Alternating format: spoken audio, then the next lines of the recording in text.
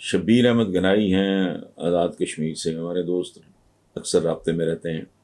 دیکھیں وہ کہتے ہیں جی کہ جس دن سے D G I S P R major general Babar Iftikhar نے اپنی پریس کانفرنس میں سازش اور مداخلت کا بیان دیا، تب سے ملک کا ہر طبقہ دونوں الفاظ کی منمانی تشریح کر رہا ہے. اب بتائیں کہ سازش اور مداخلت میں یہاں کوئی فرق ہے؟ سازش بڑا لفظ ہے، پھر مداخلت، کیونکہ اسٹیبلشمنٹ کا بیان ہے کہ حکومت کی تبدیلی میں سازش نہیں، مداخلت نہیں. ذرا ایسا بات سنیں، میرا ایک پرابلم ہے، اور یہ روزے 30 سال پلس تو ہو گئے مجھے کالم لکھتے ہوئے. میں جو یوزل قسم کی نا یہ مستریوں والی بات ہے، مجھے نہ سوچتی ہے نہ آتی ہے نہ مجھے دلچسپی. میں تھرڈ ڈائمینشن، میری تربیت اس طرح کی. سازش کون کرتا ہے؟ جو ذہین ہوتا ہے. یہ آپ کو کوئی نہیں کہے گا ہر سازشی کو گالی دی جاتی ہے. سازشی بیسیکلی ہوتا ذہین ہے، ڈفر نہیں ہوتا، بنگا نہیں ہوتا، بڑک باز نہیں ہوتا، رنگ باز نہیں ہوتا. کانسپریسی، کانسپائر کرنا، کیا بات ہے. آپ کر لو. ویسٹ نے یہود و ہنود، کیا یہود و ہنود؟ آپ کر لو، ہے ہماری تاریخ میں، اور اس کے لیے جواز بھی موجود ہے. مثلا جنگ تو ہنڈولا اور دھوکہ ہے. جنگ تو ہائی فریب کا نام. ہمارے یہاں جاسوسیاں نہیں ہوتی. ہماری جو آئی ایس آئی ہے وہ ماشاءاللہ دنیا کی ٹاپ کی ایجنسیز میں اس کا شمار ہوتا ہے. تو ہم نہیں یہ کام کرتے. کر لو بہتر. مداخلت کون کرتا ہے؟ جو طاقتور ہوتا ہے. یہ سارے ایک ہی فیملی ہے، یہ سارے لفظ، اس کی کوئی ضرورت نہیں. مداخلت کون؟ میرے معاملات میں کون مداخلت کر سکتا ہے؟ ضرورت ہے کسی کی؟ اگر کوئی بہت طاقتور ہوگا مجھ سے تو میں کیا کروں؟ یہی تو پانسا پلٹنا لیڈرشپ ہے.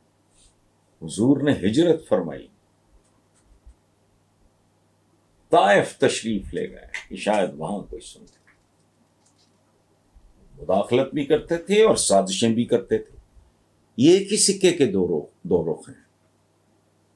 علاج کیا؟ طاقت. فتح مکہ. آپ کے تو سامنے ماڈل ہیں، کسی کو کچھ کہنے کی ضرورت نہیں. خود ہی ذرا غور سے سوچ لیں کیا تھا جس مکہ کے لیے حضور اداس ہوا کرتے تھے. ایسا سناٹا، بڑے بڑے فن خان سیدھے ہو گئے، سازشیں بھی تمام ہو گئیں، مداخلتیں بھی تمام ہو گئیں. ورنہ کیا کیا مداخلت، ایون ہجرت کے بعد کیا کیا کیا نہیں وہ کرتے رہے. تو بھائی ہم ذوف کے اس لیول پہ ہیں کہ ہمارے خلاف کوئی سازش کر لیں، ہمارے کوئی مداخلت کر لیں. ڈرامہ بازی ہم کر لیتے ہیں، ڈرامے روم میں کر لیتے ہیں. باقی ٹھیک ہے. عوام ہماری حالت ہے. ہمارا ایک حصہ بہت مضبوط ہے، نیوکلیئر پاور ہونے کے بعد ڈیٹرنٹ ہے. وہ استعمال آج تک سیکنڈ ورلڈ وار کے بعد بہت سی نیوکلیئر پاورز ہیں، لیکن کسی میں ہمت نہیں پڑی، چونکہ اس کا انجام بہت بھیانک ہوگا. یہ یاد رکھنا.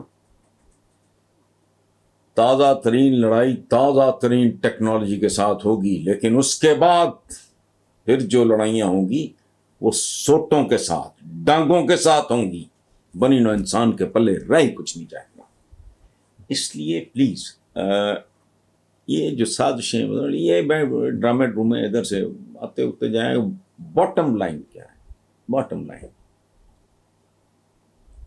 اب میں نے اس کو ڈیفینڈ کیا ہے. میں ہاں ایک بات اور وضاحت کر دوں. میرے بہت سے لوگوں نے اعتراض کیا.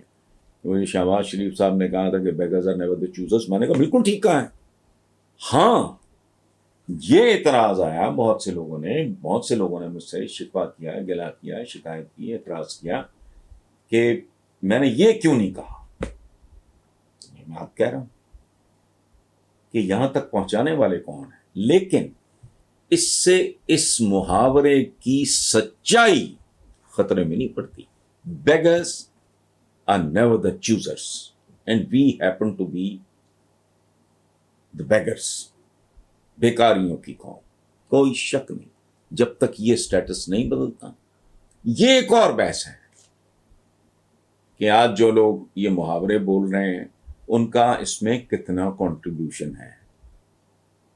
قرضوں کی تاریخ جو ہے، لوٹ مار کی تاریخ جو ہے، کرپشن کی جو تاریخ ہے، اس میں ان کا اپنا کنٹریبیوشن کتنا ہے. یعنی وہ کہتے ہیں نا کہ تم قتل کرو ہو کہ کرامات کرو ہو.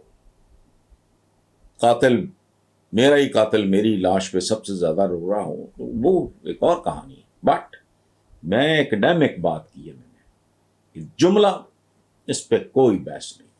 Beggars are never the choosers. یہاں پھر وہی اقبال والی بات میں ریپیٹ کر رہا ہوں آج کل اقبال کو بہت، کہ ان کی چند باتوں کو جو چند میری سمجھ میں نہیں آتی، میں نے نہیں کبھی قبول کی، وہ بھی سمبولک ہے. اقبال کا قصور نہیں ہے، ان کو پتہ نہیں تھا کہ آگے کون ہوں گے پڑھنے والے. لڑا دے ممولے کو شہباز، سبحان اللہ. ممولا اللہ پاک نے شہباز سے لڑنے کے لیے ڈیزائن کیا ہی نہیں. یہ ایسے ہی ہے، میں کہوں کہ بھئی وہ خرگوش جو ہے چیتے سے لڑ جائے، لڑا دے خرگوش کو. بھائی وہ تو اس کی ایک نوالا ہے اس کا. ایک سمبولک بات ہے. مطلب یہ ہے کہ ایک پروسیس سے گزرو، جیسے کہتے ہیں نا کہ سونا بھٹی سے گزر کے کندن بنتا ہے.